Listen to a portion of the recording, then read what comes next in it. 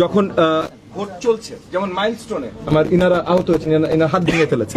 মাইলস্টোনে খোদ প্রতিপক্ষ ক্যান্ডিডেট দাঁড়িয়ে অর্ডার দিচ্ছিল, এবং মাইলস্টোনের ভিডিও যেগুলো ভাইরাল হচ্ছে দেখবেন, এই যে আমাদের একজন ত্যাগী কর্মী উনি নিজে প্রতিপক্ষকে থামাতে চেষ্টা করছিলেন।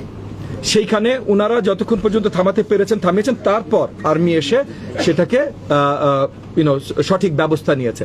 সো এই জায়গাগুলোতে তারা যে কাজগুলো করেছেন, এবং কিছু এই যে ভোট ইসের সময়, তারপর কিছু গুনতি চলার সময়, সো হায়দার আলী সাহেবের উপরে যখন আক্রমণ হয়েছে তখন ভোট কেন্দ্রের ভিতরে গুনতি চলছে, এবং তারা হয়তো ইন্টারনালি খবর পেয়েছে যে আমরা এগিয়ে আছি, সেই জায়গাটায় আক্রমণ করে বা ভোট সেন্টার দখল করে ওই ভোট গণনা যেন তারা ওলট পালট করতে পারে, সেটার একটা প্রচেষ্টায় হায়দার আলী সাহেব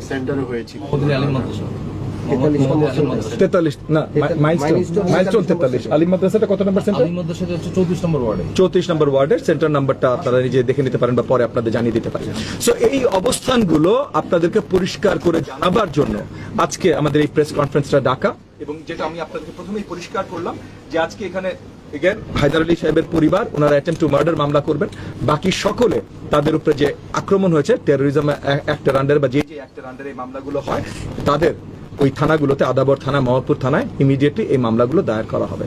আপনাদের কোনো প্রশ্ন থাকলে করতে পারেন। প্রশ্ন করতে চাই, রাজনৈতিক মামলাগুলোতে গণহারে অনেক বেশি আসামি করা হয়, এই ক্ষেত্রে কি তাই হবে নাকি আপনারা সুনির্দিষ্ট করে চিহ্নিত করতে পেরেছেন কারা এই হামলাগুলো করেছে?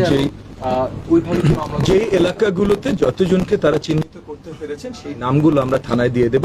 যেখানে চিহ্নিত করা যায়নি, কারণ অনেকগুলো আমরা দেখেছি আপনার মানে জাস্ট র্যান্ডম, আপনি যদি এমন করে বলেন এমন হতেই পারে যে আমার প্রতিপক্ষ যেহেতু কয়েকটা মাদ্রাসা পরিচালনা করেন, সেই মাদ্রাসার ছাত্রগণ হতেই পারেন, কিন্তু মানে পরিচিত চেহারা না, এরকম অনেক জায়গায় ছিল, অনেকগুলো সেন্টারেই ছিল। সো পরিচিত চেহারা যেখানে না, সেখানে যতখানি আইডেন্টিফাই করা যায় সেই হিসেবে যেভাবে পুলিশ অফিসিয়ালি মামলা নিতে পারে বা নেবে সেই হিসাবেই করা হবে।